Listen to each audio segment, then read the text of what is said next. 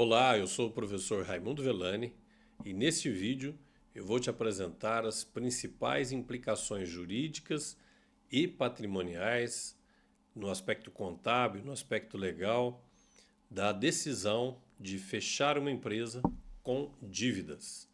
Vamos lá.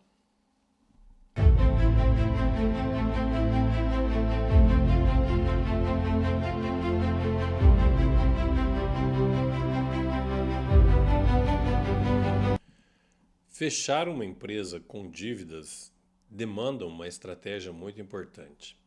O que acaba acontecendo naturalmente na maioria dos casos? A empresa vai ficando endividada, vai ficando inviável o desenvolvimento da atividade empresarial e um dos credores naturais, além de fornecedores, eventualmente bancos, são os próprios contadores. O empreendedor abandona também o pagamento da contabilidade e a contabilidade da empresa acaba mostrando uma saúde financeira diferente da realidade patrimonial da empresa. A empresa, então, morre de fato, mas não morre formalmente.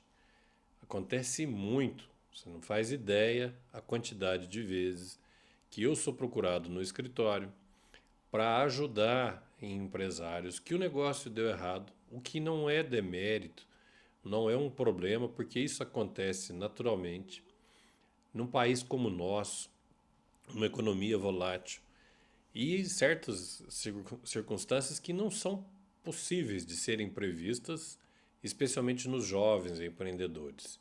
E o que isso acaba acontecendo? O que isso acaba causando?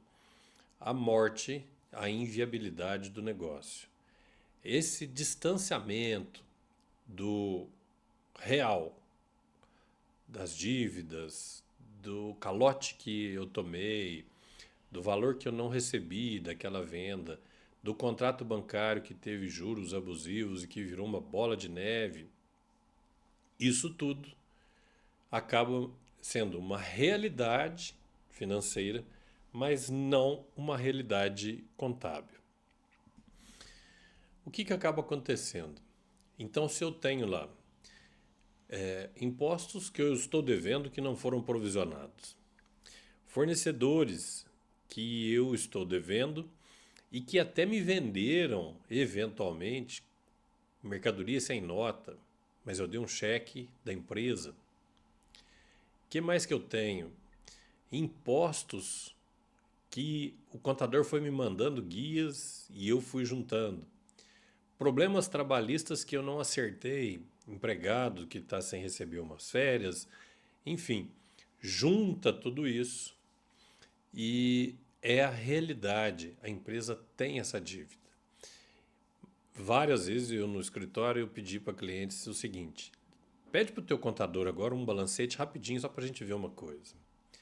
E aí vinha da contabilidade a seguinte informação: ah, você tem 170 mil no caixa, tem 300 mil no caixa. Teve uma empresa que eu errei por R$ 1.000, um chute que eu dei. Falei, eu acho que pelo faturamento que você está me falando aqui, você está com 250 mil no caixa. E ele, não é possível, não tem esse dinheiro. Passou, depois no final do dia, ele teve que ir no contador e me ligou falando, você errou por R$ 1.000, tinha 251. Então o que acaba acontecendo? Qual é a consequência disso? A aparência de fraude. Por quê? Quando o empresário, o empreendedor, o sócio resolve extinguir a empresa porque ela está cheia de dívida, cheia de problema, a linguagem que conversa com a sociedade é a contabilidade da empresa. A pessoa parou de pagar imposto e o contador está transmitindo guias, informações e declarações para a Receita Federal com saldo de caixa, com saúde financeira, com estoque alto, zero de dívida. Esse problema, se a gente vai para uma discussão judicial, eu não tenho nenhum argumento para falar com o juiz que não houve fraude. Porque, de fato, o que aconteceu? A informação, a fala da empresa é uma e a realidade financeira é outra. E o que isso evidencia? Obviamente, certamente, tem rolo aí, tem fraude, porque ele não paga o imposto porque não quer, não recolheu o FGTS porque não quis, apropriou-se do ICMS da empresa, o que configura crime, porque ele não quis pagar porque tinha dinheiro em caixa. E isto é o maior problema, é a primeira preocupação que todo empreendedor tem que ter quando decide fechar a empresa. E esta preocupação, qual é a consequência, né? Eu devo ter essa preocupação porque o que era antes um problema só da empresa, por conta desta aparência de fraude, o Poder Judiciário vai pegar todo esse passivo da empresa e jogar nas costas do sócio. Os seus bens pessoais vão acabar indo embora para pagar a dívida da empresa. É muito interessante que muitas vezes vários alunos me questionavam o seguinte: qual é o problema de ter dívida numa empresa? Desde que não seja fraudulenta, uma empresa pode não dar certo, o negócio pode ser inviabilizado. Né? Existem vários negócios que nasceram mortos. Pensa quem montou uma fábrica de fax e logo em seguida vieram as comunicações pela internet. Veja quem tem uma história interessante aqui no sul de Minas de uma família que era fabricante de linho. De repente, eles foram tão visionários que eles perceberam que o mercado de tecido não ia ficar mais consumindo linho. Viriam tecidos sintéticos e tudo mais, e eles pararam de fabricar tecidos de linho e investiram todo o dinheiro, o faturamento em outras atividades, fazendas, hotéis, enfim.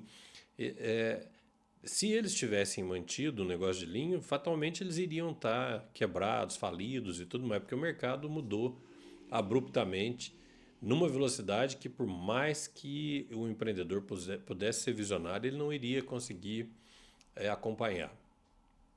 Então, essa aparência de fraude gera um grande problema. Eu vou te mostrar aqui o que o Código Civil fala nesse caso. Olha só, o artigo 50 do Código Civil fala lá, ó, em caso de abuso da personalidade jurídica, caracterizado pelo desvio de finalidade ou pela confusão patrimonial, pode o juiz, a requerimento da parte ou do MP, do Ministério Público, quando lhe couber intervir no processo, desconsiderar a personalidade jurídica para que o efeito de certas determinadas relações de obrigações sejam estendidos aos bens particulares dos administradores ou de sócios da pessoa jurídica.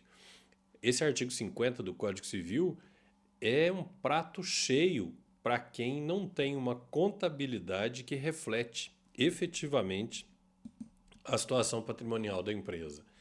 Então, essa realidade, então aí vai a primeira dica. Eu preciso, antes de tomar a decisão de venda, sentar com o meu contador e equacionar toda a minha contabilidade para depois disso eu efetivamente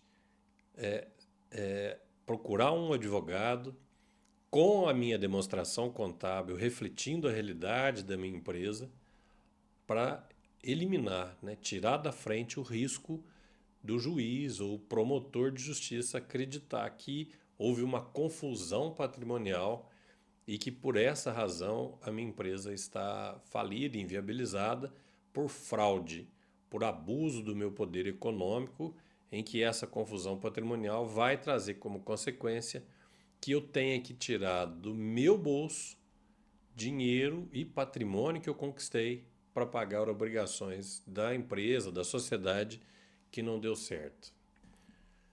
E aqui entra o papel do contador. Todo empreendedor precisa perceber uma coisa: o principal parceiro que ele tem é o contador. E todo contador precisa entender uma outra coisa. Nunca foi interesse do governo que o contador fosse protagonista, fosse o principal ator no controle das informações fiscais e contábeis da empresa.